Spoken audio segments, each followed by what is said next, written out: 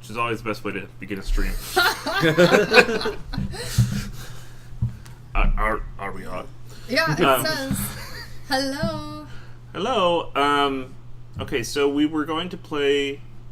God, how the hell do you say it? Bientôt let. I don't speak French. Okay. I think it's bientôt let. Bientôt let. That sounds let. That sounds good. That sounds good. Because it was L apostrophe E-T. Yeah. Mm-hmm. So yeah, bientôt let. Okay. Well, anyway, we're not. We are playing Caveblazers, which recently came out. Super recently. Within the past month, I want to say, and it is very similar to Spelunky, although a little more. I don't know how to describe it. I'm not sure why the sound's not coming through on this. Let me hold on just a second. Actually, do you want to see if the sound's coming through on the? Sure. Is very similar to Spelunky, although. I mean, there's a delay, right? But there you are. Yeah. Well, there I am, but I don't. It was coming. It was fine until you turn the volume down. Yeah. Oh. There I am. Well, I don't know where the sound of the game is, but unless because that's not coming through. Well, there I am, but I'm. Okay, now we're really confusing things. I'll turn that off. Well, why don't we, Tiny 3, introduce ourselves? My name's Chris Perzicki. I'm a English PhD student here at UWM. I am Nathan Humble. I am the, oh, that's not going to work. I'm sorry, I'm a metadata librarian here at UWM, and I am currently an audio engineer or something. I don't know why this isn't working. I mean, didn't you always want to be an audio engineer? Sounds like such a cool job. Oh. No. I don't know how advanced of an audio engineer I am by not being able to get the sound to work, but it's not too important. And you are? And I am Crystalee Malone, a lecturer in the anthropology department. Okay. So we're a little bit handicapped here for a couple of reasons. First of all, our controller broke. And second of all, the sound is not working. So it's the end of the semester. Let's just do this. All Okay. right. What happened to the controller? You should have told me. I could have brought one. Well, we didn't realize we were playing this until just now. Okay. So we've got a WSAD thing here. Okay. And now how do I jump? Is this... This is going to be really confusing. Oops. Okay. Dag. Alright. Oh man, this is bizarre. Ah!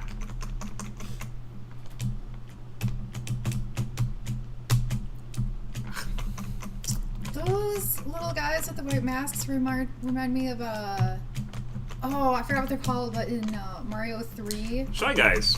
Yeah, thank you.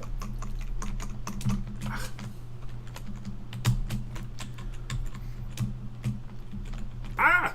Okay. So this is one of the. You said it's like Spelunky. Is that like a roguelike? Yes.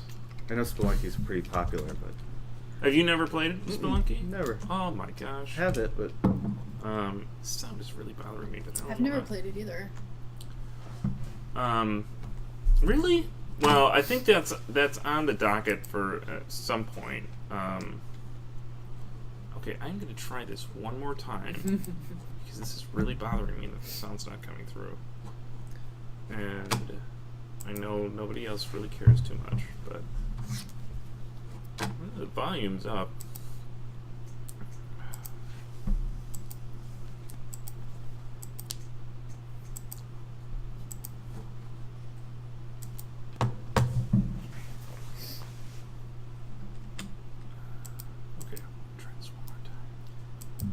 Then God, maybe the French existentialist game would have been Maybe.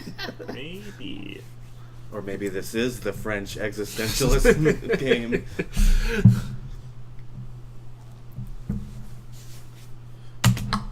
says right there, best played with a controller. Not doing that. I came in all ready To talk about French existentialism? to try and see how much French I remembered. Oh!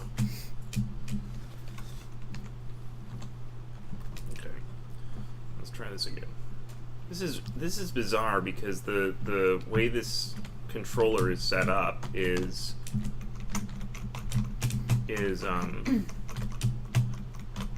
the arrow keys are how I shoot, which would be fine.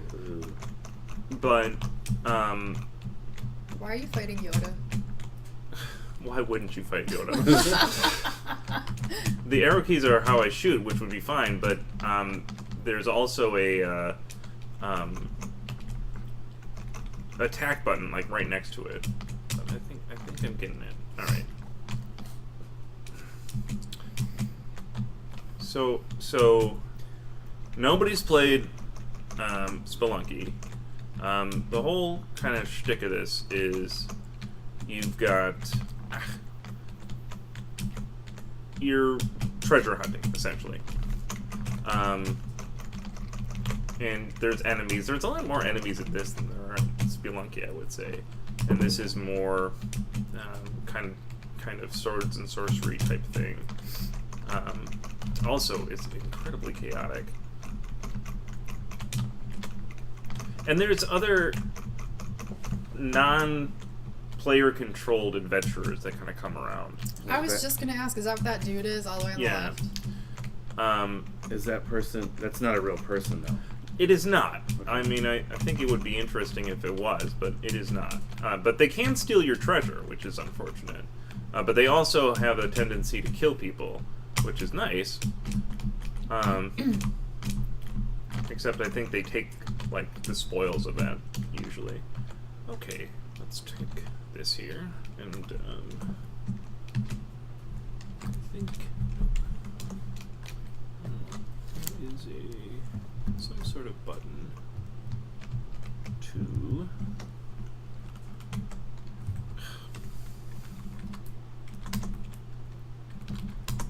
No!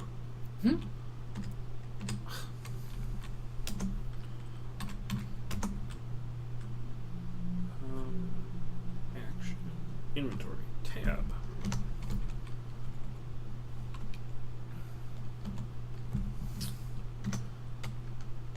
It's a button I have not used in a long time.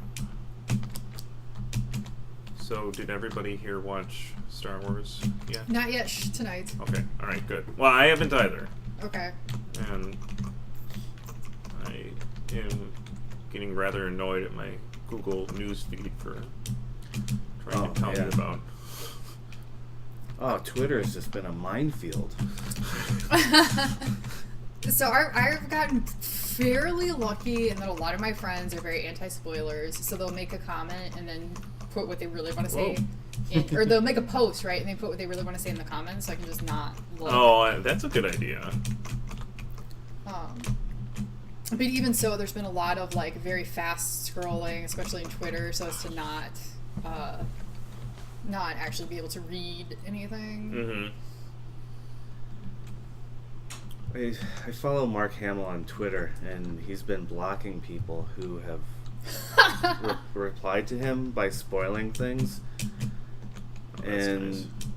So he'll block them or mute them or something. Mm-hmm. And between that and his back and forth with Ted Cruz, it's been kind of interesting weekend.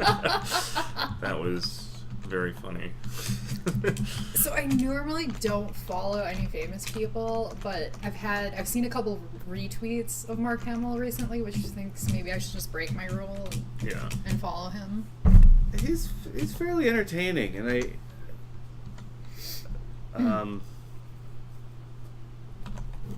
as in contrast to Carrie Fisher and Harrison Ford, I just died. he's a very refreshing kind of part of that universe, I guess, where he's not jaded and trying to distance himself from it. I mean, Because really, I mean, he hasn't done a whole lot else of note.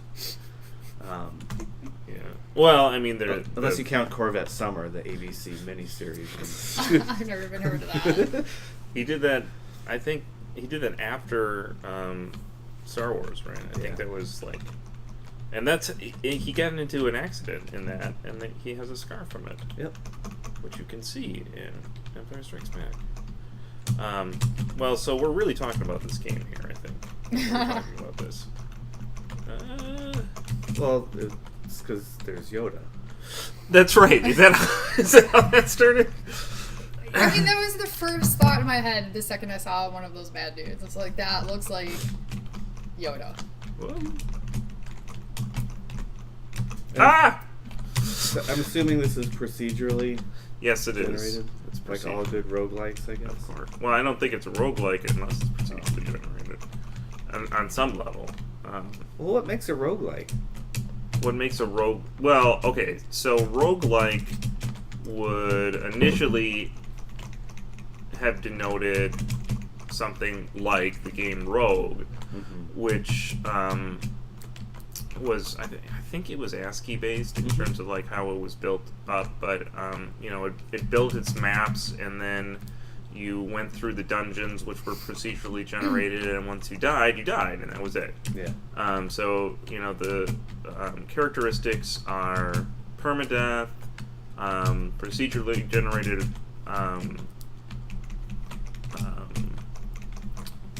levels, and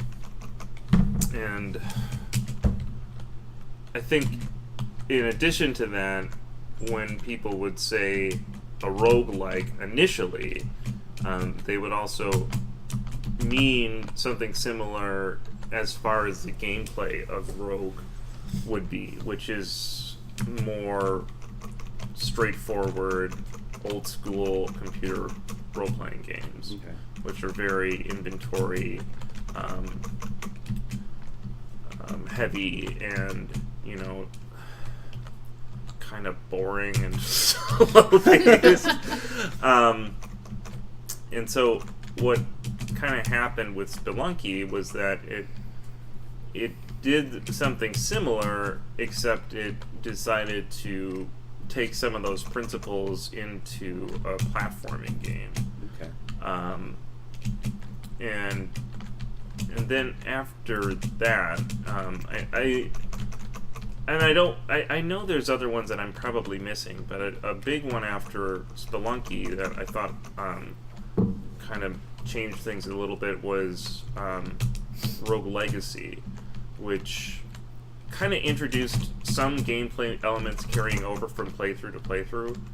And I suppose Spelunky did that too, because you could like build tunnels to get further into the map, which was never a good idea, because if you did, by the time you got there, you wouldn't have like half the inventory that would be helpful to you. So kind of like Dead Cells in a way? Oh yeah, that is very much a similar, that's a roguelike. But Rogue Legacy also, like, you, as you progressed... I am so dead. I love how he's got the blood all over him. Mm-hmm. Oh, but I have an apple.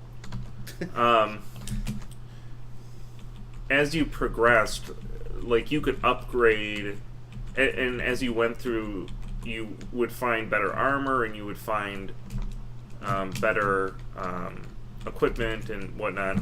And the way that kind of played out is there's no way that you could win the game if you just started. Like, when you started, the first playthrough, you'd be like, this is impossible, there's no way to do it. But by after a while, and you started gathering better and better equipment and better abilities, then it became more surmountable. And I think some of that, and they called it, in their marketing, they called it a rogue light instead of a roguelike. And that some of those principles have kind of taken root, and this even has some of that because because you'll get power, you collect power-ups. One of the frustrating things sometimes with roguelikes would be like, you'd finish a run, you were dead, and that was it. And this you feel compelled to keep going back in there because you're like, because every run you sort of get something. You get a little something with it, some small progress, and that can be really important because otherwise you're just like, oh, forget it, I'm done. There. Oh, what the heck is that? And part of the appeal of them, I think, is their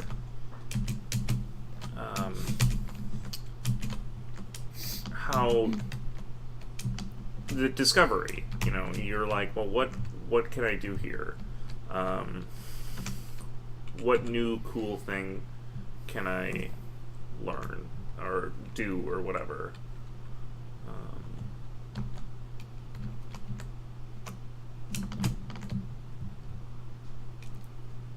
Well, I don't know what that was, but You killed it. It didn't do anything.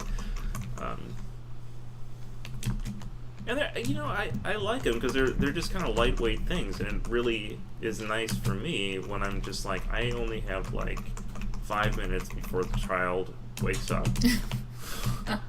and maybe I'll like put something in and try and get somewhere in it. All right, after this run, I'm gonna make somebody else play this. See, for me, I like those types of games that like fill that need for you just before bed. Because I don't want something that's gonna, it's something that's too engaging. All of a sudden the sun comes up and I'm like, oh no, I gotta go to work. Oh yeah, Right. I've been there. Yeah. But these types of games, they're still engaging, they're still fun, but it is something where I can definitely play for like an hour and I'm not going to forget what time it is, and then I will actually go to bed. Yeah. You can be like, okay, how long have I played? Oh my gosh, 3 hours. Now I'm going to go to bed. Like, you can stop, Right. I think that's an important part of it.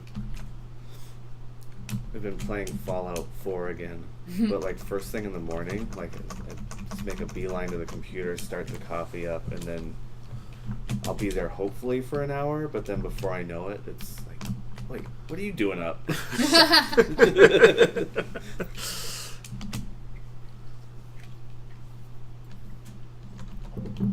we're gonna have to.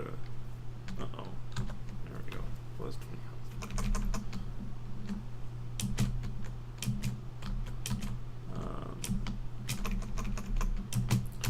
So I think we gotta reassess the games we're playing next semester. I think we were going to meet up and redo the schedule over break, right? Oh yeah, that's right. Maybe we'll all get some games over the Steam sale, and we can be like, When does that start up? oh, who knows? I mean, I think they usually do it near the end of the year for the Christmas sale, so that people that get something fun for some money for Christmas can use it. Yeah, I do that every year. I'm the only geek in my family, right? Ow. So I get a lot of cash for Christmas. No, nobody knows. Everyone's given up on actually buying presents. I have, because of like asking for like really obscure music and stuff, that has been my situation for a long time. Like, my parents were really okay for a while with like ordering going through the internet and ordering like sort of obscure stuff, but everybody else is like, what does he want? I've never even heard of that. Oh, I just died. Okay, that's it. Somebody else gets to play. Do you want to go ahead? I'm actually chatting with someone who's using Google Translate to bust out some Chinese with me. You are, however, using simplified Chinese, which is not the version I'm accustomed to. Just to let you know, Tori SW. Are they on Twitch? Yeah, I'm talking in Twitch. What are they saying? Are they just chatting about The game. Oh, okay. What are they saying? So here's the problem.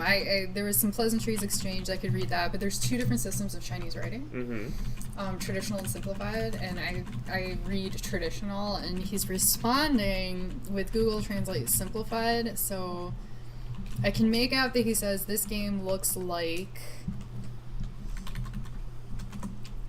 something you want Fei Tong extremely good for. I think he's trying to say eye-hand coordination, maybe? Is that what you're trying to say, dude? He's using the system they use on the mainland, and I lived in Taiwan. Mm-hmm. I don't think you can get up there. So control is your sword for close range weapons. So can you kill the other adventurers? I don't think so. So they can help you out, and but you also said they can take your stuff. yeah, I don't know if they can take the treasure, but they can, like, if they kill other enemies, the points that you would normally get. Oh, okay, I see what you're saying. I was imagining that meant that they attacked you and took your stuff. No, not like that. Okay. Oh man, I was Control. close. This game looks like it needs very good eye-hand coordination. Oh yeah, I will agree with that. As I reach in front of Chris. Control? No, this control. Oh! And then space jumps. Yeah. That's a little bit easier. I was like, I don't have that many fingers. Yeah, this really needs a controller, and unfortunately I would love it if the university would buy us a controller or something. Everything we need, they would buy it.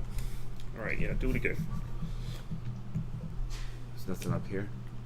No, I think this is one of those areas where, like, as you progress, you'll get more and more crazy stuff in there.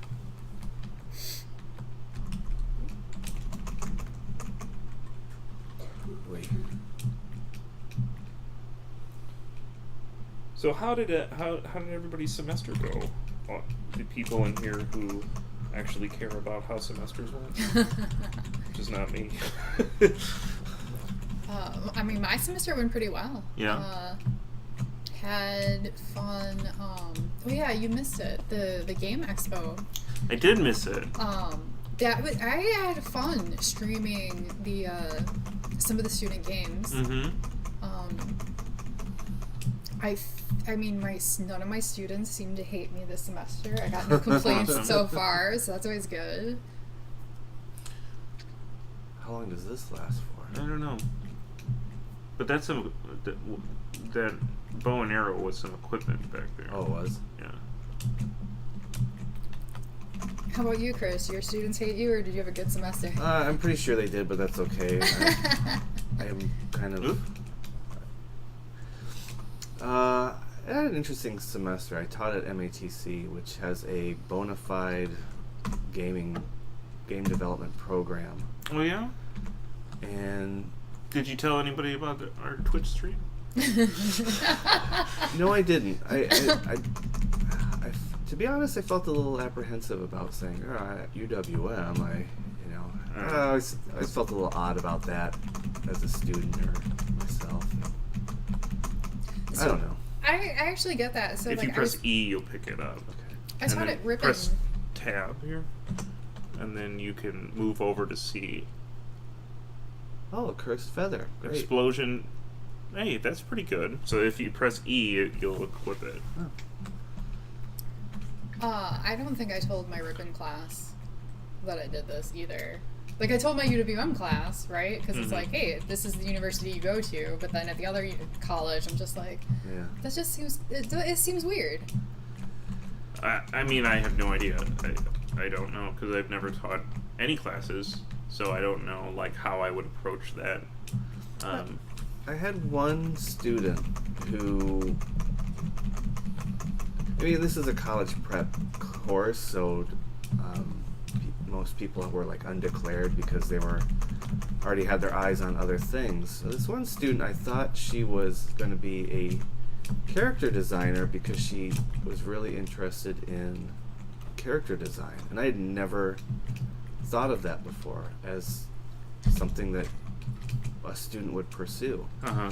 I was really hopeful that I would get a really kick-ass paper on character design or something involving video games, and I was, I think probably the instructor's dream of actually learning something from students. And, a lot of times that does happen, but I wasn't. Oh, yeah. And but instead I got a paper about refrigeration. What? And it's a fascinating paper, to be honest, because I never thought about refrigeration changing the world and all that goes into it, and it's like, it's a very good paper, but it's like, I really wanted to hear more about. Although I will have to say, I always found the best papers that I wrote in college to be nothing about my interests. Yeah. Because otherwise I couldn't write it down. It would take too long.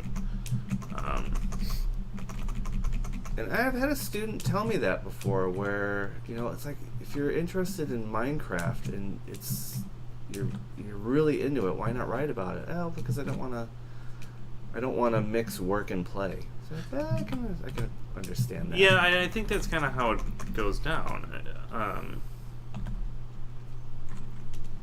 Well, I got you an achievement. There's that.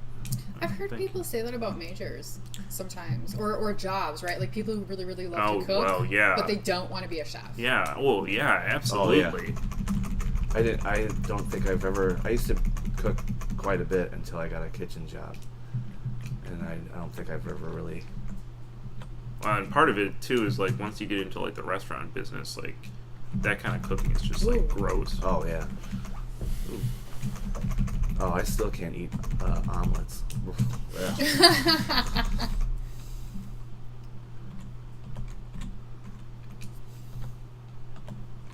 I will never, ever come here without a controller again. I apologize. Okay, well, I'll tell you what, I'll start packing mine when I come for backup. It's funny because we had something in here in the lab last week, and for some reason I thought, there's going to be a lot of people here, and I don't know who they are. I better just bring some of this stuff back to the office. And oh, hey, That's fair. after you kill that guy, press tab, and that apple will give you 20 health. Press E. There you go. So now you got a little more health. Yeah, so chat's agreeing with us. We got a couple of people talking now that getting paid for hobbies makes them less fun. Yeah, there's that sort of maxim that, what is it, do something you love and you'll never work a day in your life. I don't know. I mean, it may be, but it's also if you do that, your job always kind of sucks, And if you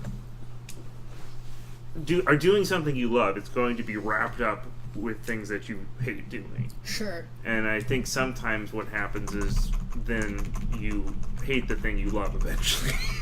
And an ideal job is one that ends at 5 o'clock and then you're done. And for me, I don't, some people that, they'd rather. No, I mean, I get that, because honestly, some of my friends who work regular customer service type jobs, I literally get jealous of them sometimes because their shift ends and they do not think about that job again until they go back. Right? With my job, I think about it all the time. But I also think there's and I don't know exactly the word of what the difference is that I would look for, but I was doing well, I thought. Obviously as a game scholar, games are both a hobby and my profession. Yeah. I love what I do. I'm very passionate about it, but I will go in these stages where I will not play any games for fun for 3 or 4 months because it's become too much work, right? And then I oscillate back and forth. But I still would never I couldn't imagine not doing this for a job. Just I love it too much, way too much. It's interesting too because there's the gamification movement. I don't know about anthropology and information sciences, but English really embraced it to the point where it's gotten quite nauseating because I don't buy gamification. Are you talking about in terms of like learning outcomes or pedagogy, or? Yeah, pedagogical is kind of movement to turn everything into this game, and use gaming elements to, as assignments and as like grading, and it's a logistical nightmare, and it's I don't know, just I've found that I enjoy making the elements of games part of the class rather than just making it overt like that.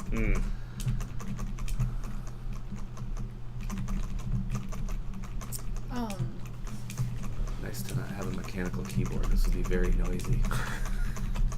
So I wonder if...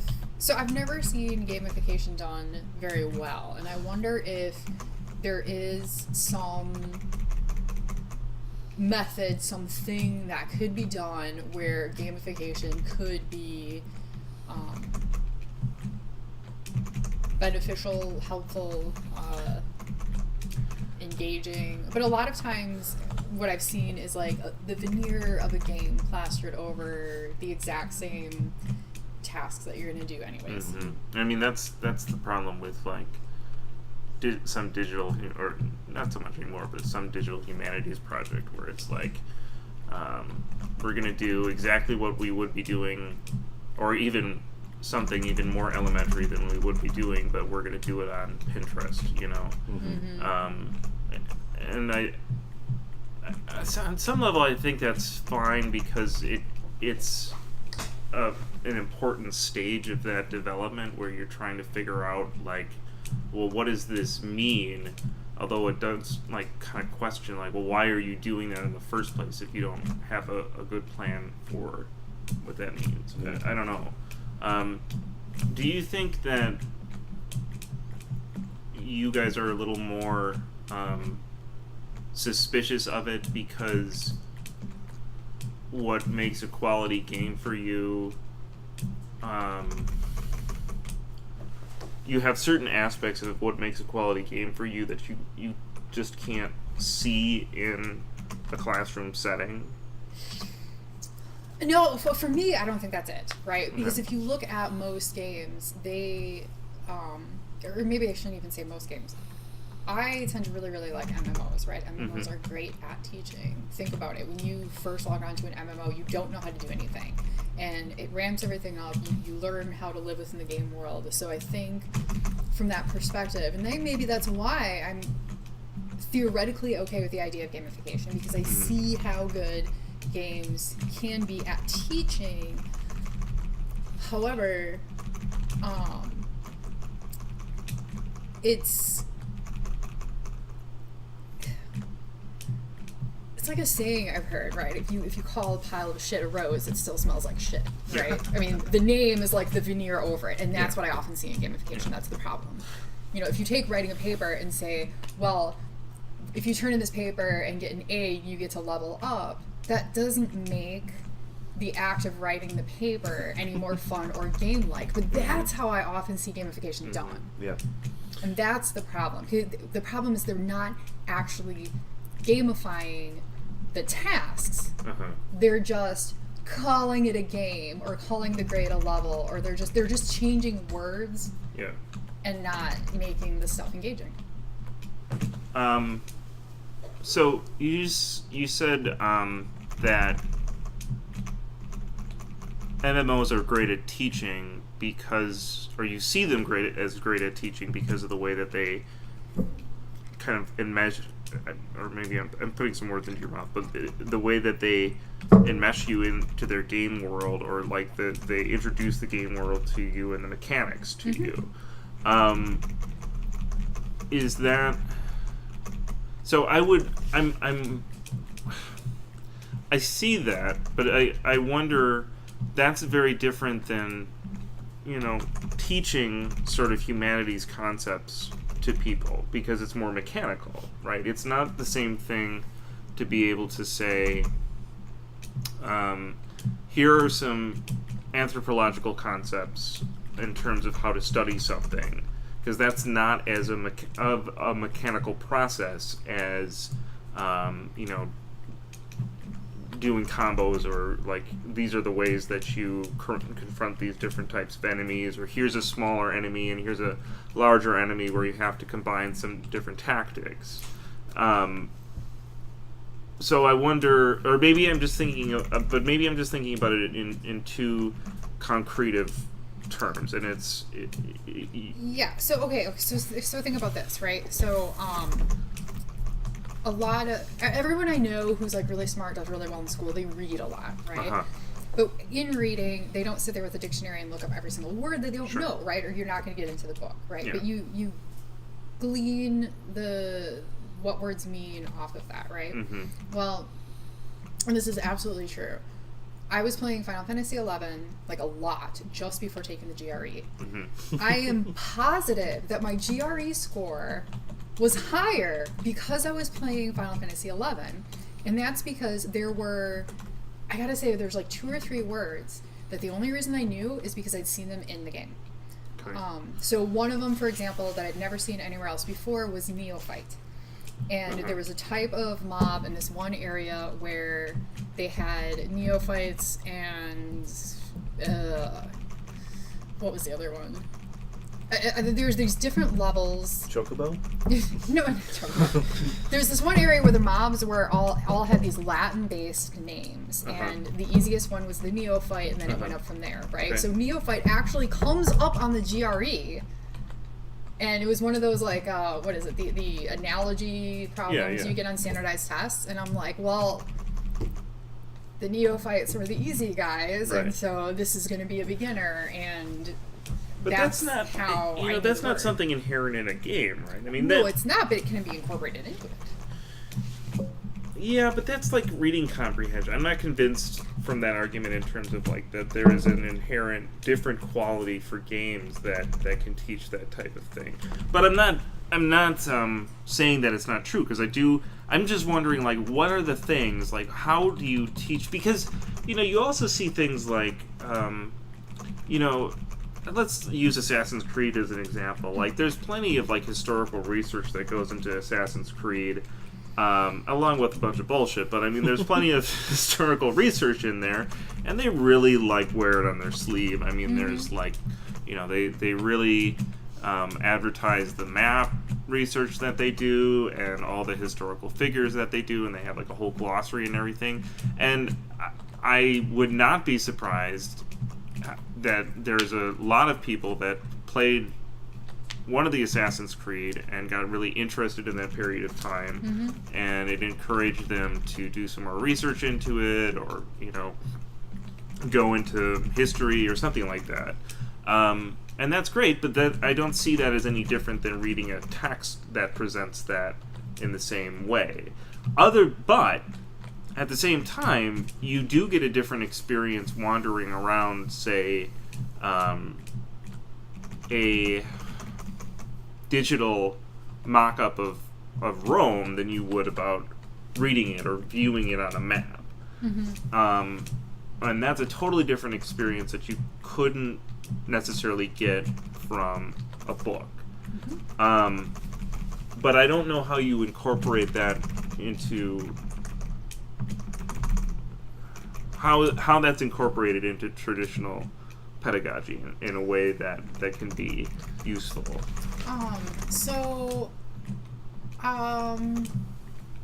Incorporated traditional pedagogy? Probably not, right? You're going to have to approach it in a different way, right? So that actually reminds me of the game I was working on back when I actually worked in the industry, and I was working on this MMO that taught English to little Taiwanese kids. Okay. The main world was all based off of New York City. Okay. And like fairly strongly based out of New York City, right? So if I go down to like Broadway or Times Square, there are things that are it's all redone to look cartoonish because it was Sure. made for small kids. And there were less buildings than you would find there because, again, you don't want to overwhelm small children. Mm-hmm. But like the big toy store was there. The big the famous fast food restaurants are there. Those are all there, and I think it would be hard to test, and I think assessment is the biggest problem with gamification. But the cultural context of what we did and just the environment, now I'm not even talking about the quests of the actual language learning, is getting these kids familiar with a American city, with what is the norm being in America, because Chinese cities are set up slightly differently, right? It feels different. It's the first time I stepped off the plane in Taipei, it's completely overwhelming. Right. And so that familiarity, I think, helps them with learning the culture. It also helps with the language, because if you just learn a language out of a book, you have no context to really use it with real people. And so I think that is like a real life example of you're walking around Rome. Yeah. The question being, if you're trying to set up like an argument for pedagogy in a classroom for teaching, well, how do you test something like that? Yeah. Well, I think one of the great, and I'm only playing because your conversation is probably more engaging than anything I could offer. But I will be dying soon.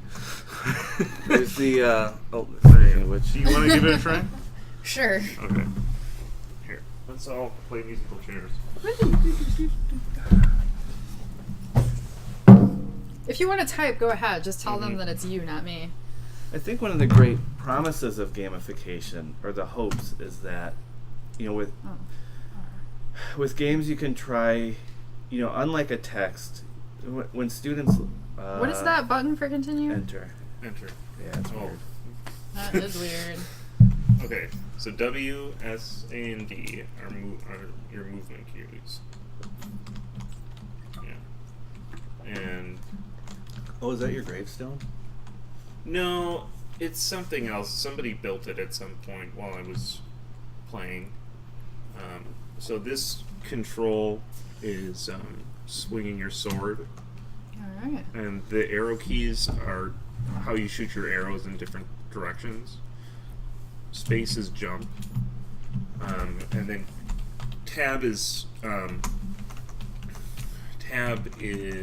your inventory. And then E uses things. This is kind of weird because I am literally trying to tell myself, whoa, not to hit the arrow keys. I know! It's a weird Other way. setup. No, other way, dude. Sure.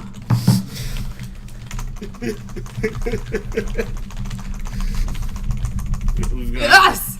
Yeah, there you go. We've gone from discussing pedagogy to, oh shit! Not too far. Yeah.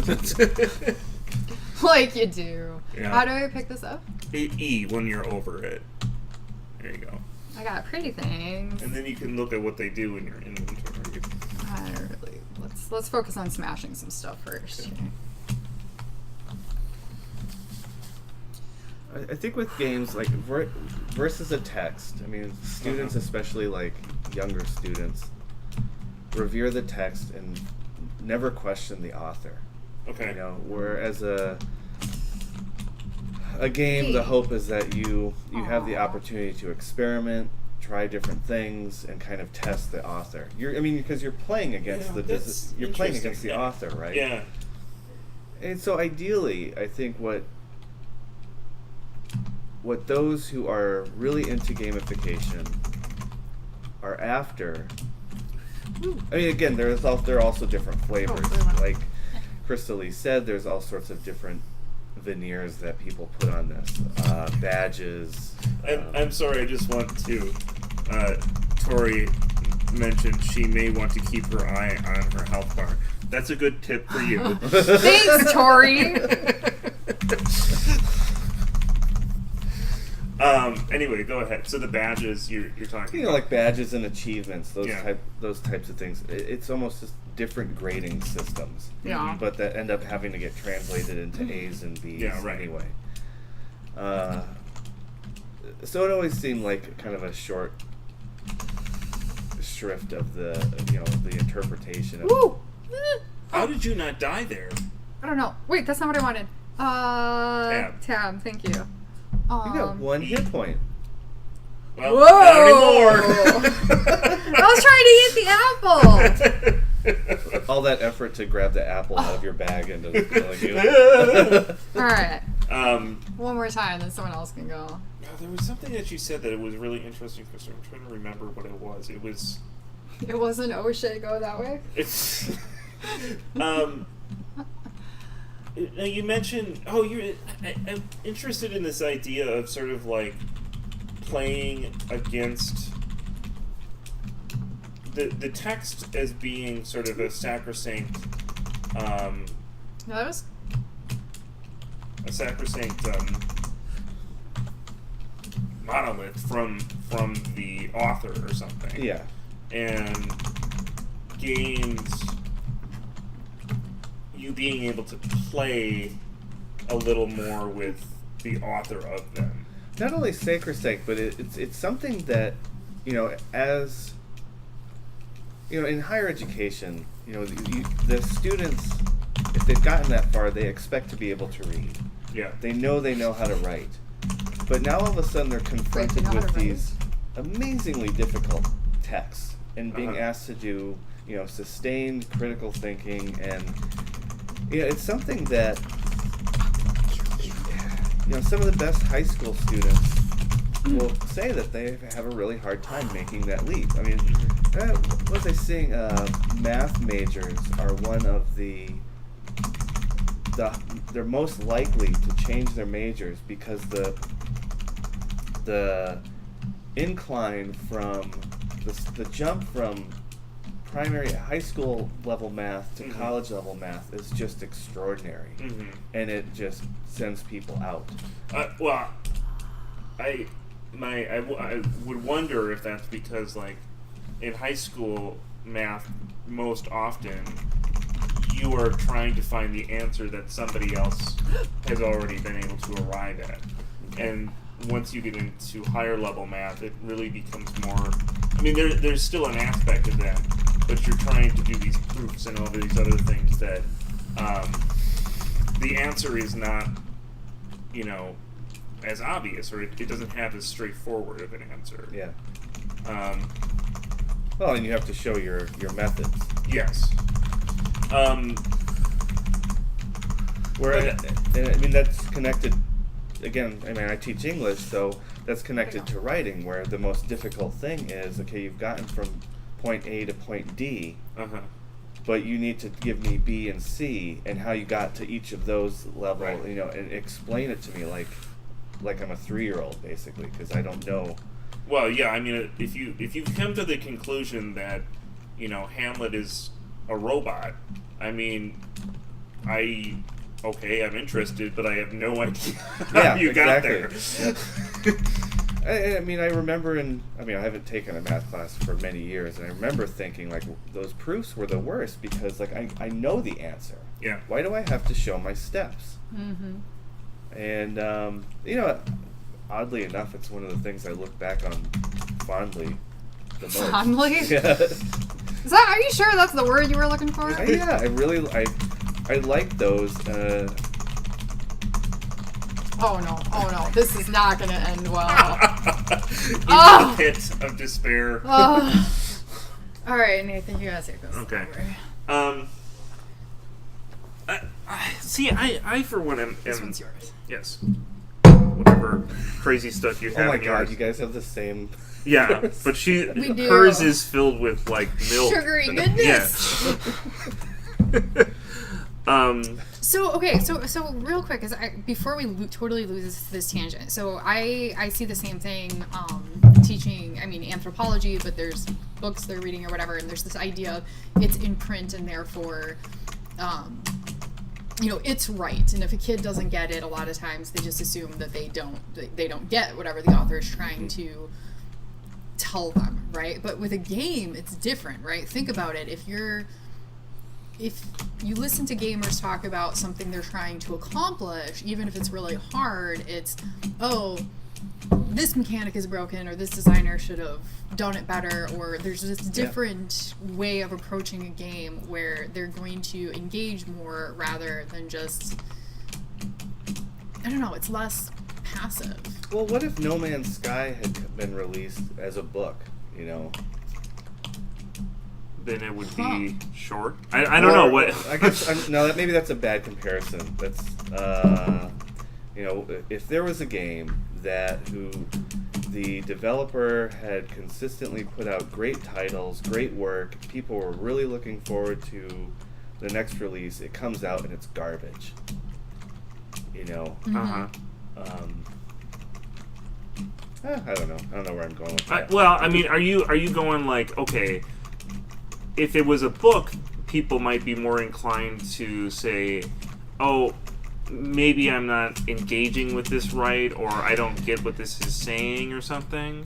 Have you ever read William Gibson?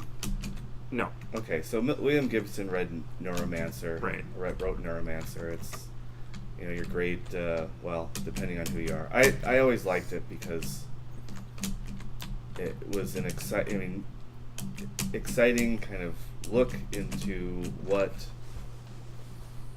you know, from the perspective of 1985, and then my first reading of it was in the 2000s, and it was like, oh my God, this guy had it on the money, you know, this kind of cyberspace, yada yada. But now I'm reading his latest one, and I haven't read any of his works in a long time, and I'm just not into it at all. And it's the same style of writing where it's this almost hypertext, like words don't seem to work together. It's a very frenetic, chaotic way of reading, and it's not good for bedtime, that's for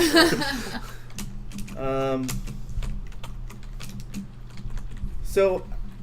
But I'm less inclined, because it's a book, to experiment with it. And Oh, okay. Maybe that's the difference that I was grasping for. That makes a lot of sense. You know, whereas like a James Joyce, I think, or a what am I thinking? Gravity's Rainbow. Pynchon. Yeah, those types of things.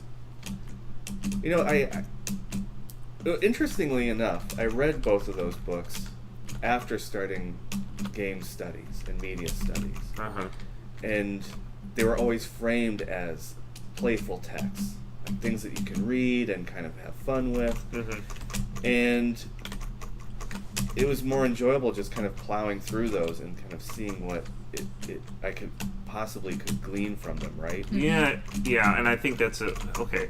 Yeah, I see what you're saying now, and I think that's a really important way to approach Ulysses, especially Finnegan's Wake. If you actually feel like approaching Finnegan's Wake. But because oftentimes, and this is how I initially approached it, we expect to have all of the answers in those texts, and that's just not, you gotta let go of that when you're reading Ulysses. When I initially read it, I had Don Gifford's. Oh shit! I had Don Gifford's annotations like right next to me, and I paged. You know, I read both of them simultaneously, and that you just feel like an idiot because you're like, all of these things that Joyce is referencing here.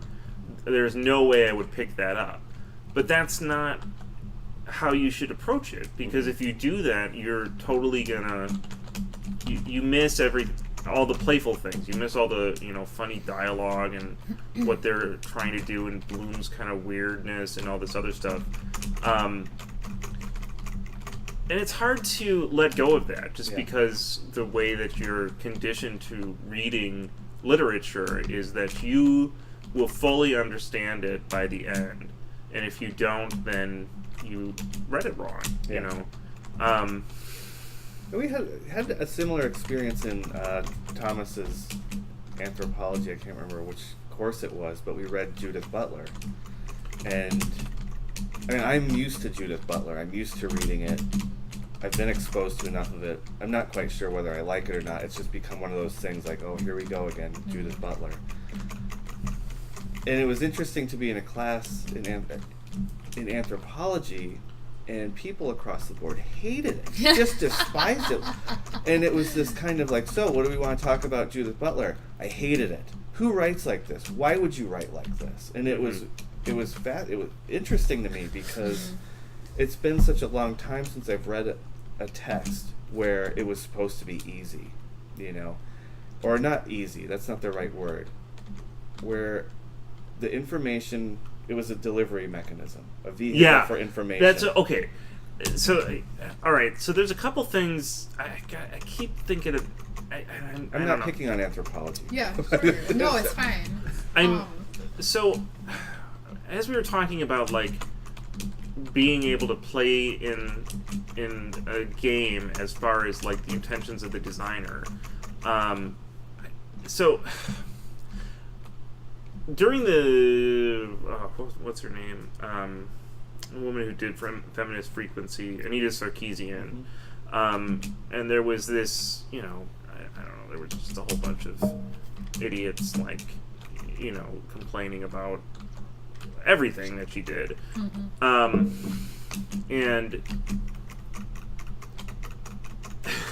I find it funny because, like, I don't think her videos are that good, but not because of... I just don't think her analysis is very deep. And it becomes difficult because I have to defend her in some... or I feel the need to defend her in some circles, even though I think there's better takes on the games that she's making. But the way that some people approach the games, I remember she had addressed some game of, like, Fat Princess or something, and she was saying, you know, that, well, there's this fat princess, and she, you know, it is a part of misogyny because of the portrayal of women, and you have to, you know, pick up this princess, and it's a challenge to do, and whatever. And people are like, well, she never talked to the designer to figure out their intentions behind it. Which is like, well, she doesn't have to, you know. But I think some people, that's how they approach a text, is they'll approach it as a... And so that even happens in games, where they say, like... And I think part of it is because a lot of what people encounter in terms of writing after a certain point in time is journalistic, in which case there is a truth, so to speak, that they want to eke out, and this article helps them do that. Whereas Judith Butler or Derrida or, you know, whatever is a complete... I mean, they're searching for truth, but in a completely different context, you know. They're not searching for facts, I suppose, would be maybe a better way of looking at it. They're looking for a conversation. I mean, maybe not even a conversation, an argument, conflict. And that's the thing. It's like that we're so not used to those texts. And I wonder if it's got... I'm guessing that's why it's gotten this drive for critical thinking, and I don't remember that being a pedagogical goal. So I have only encountered Judith Butler once in a class, and it was when I was taking a jams class, and it was very different than what you just described. I don't think I've ever read Butler in an anthro class, but after listening to you speak, I actually now want to go back and reread the piece because I'm not sure if I was upset with my classmates that day or the text. And the reason why is because there were, like, half of the class that I was in was this, like, weird elitist type academic that I didn't realize actually existed in the real world. And... like, they were making the argument that everybody should write like Judith Butler because texts should not be accessible to people who are not educated.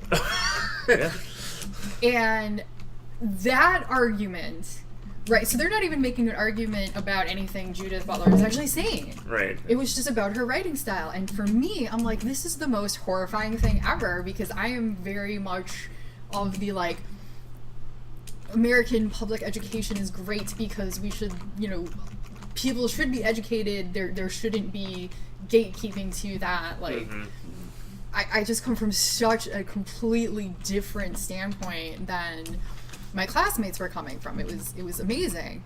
And actually now in retrospect, it occurs to me that I don't remember what the text was about. I just remember having a debate about Judith Butler and gatekeeping knowledge. Yeah. Well, it's interesting. For some reason, I'm thinking about conversations about canonical works, and I think this has come up in the last couple weeks at some point. Like, when you think of canonical media text, we got to talk about Judith Butler. We got to talk about phallocentrism, especially in feminist media theory and film studies. I mean, you have to. I mean, because they bring up those conversations and they introduce terms and concepts that we use to think about these things, and they're important. On the other hand, there's that kind of academic fandom, the academia for the sake of academia, and I think that contributes to that silo that that tendency that we have in the university to kind of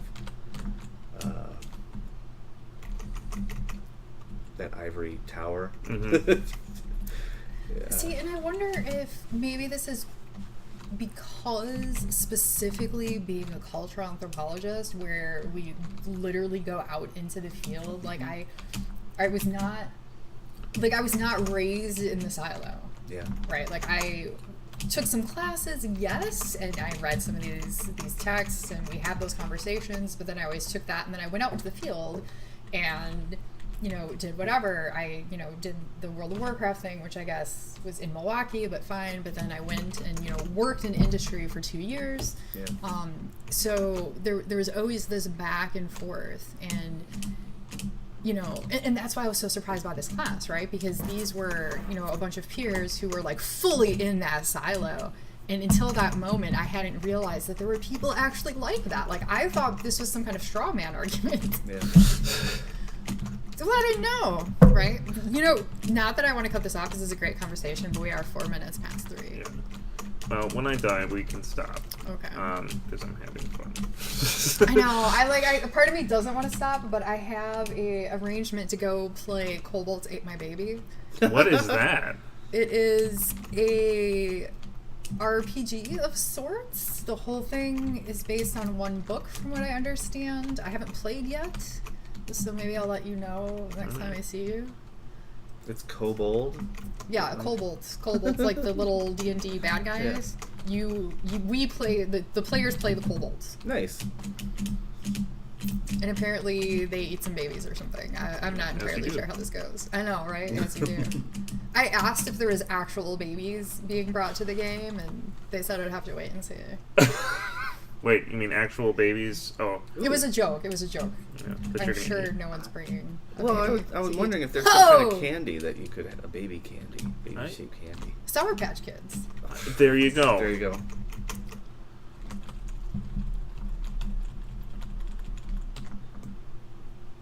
These 8-bit games love the worms.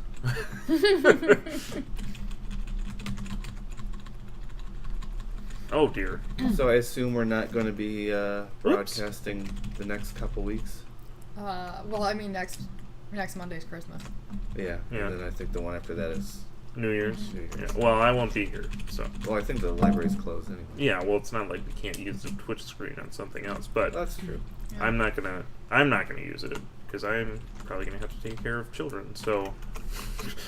That's what you get for having children. I know. Whoops. I said that, and then I realized, wait, I'm the only person sitting here who doesn't have kids. Well, but see, I saved the receipts, so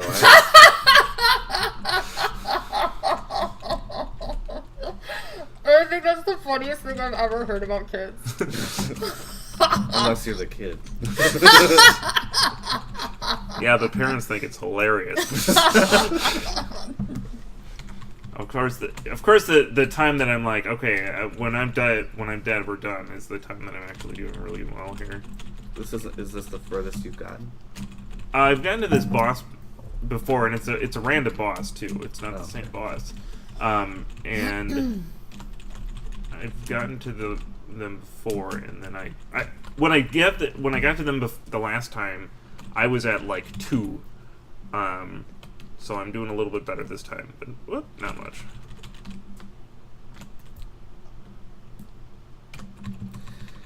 Yeah. So I think I had once we started the new year, oh boy, I had planned to do more themed stuff, and I think the first theme was roguelikes. So we'll see. But we could come up with something completely different. Are there still people on our stream? Yeah, they are. So we should probably say goodbye, and then we can figure out our meeting and schedule. Yeah. So thank you for the 2 people that came to our stream. 3 people. 3 people. Thank you very much. Happy holidays. Yes. Yeah, Merry Christmas and all that. We're not going to be back before Christmas. Mm-hmm. Okay, well, that's it then, and goodbye.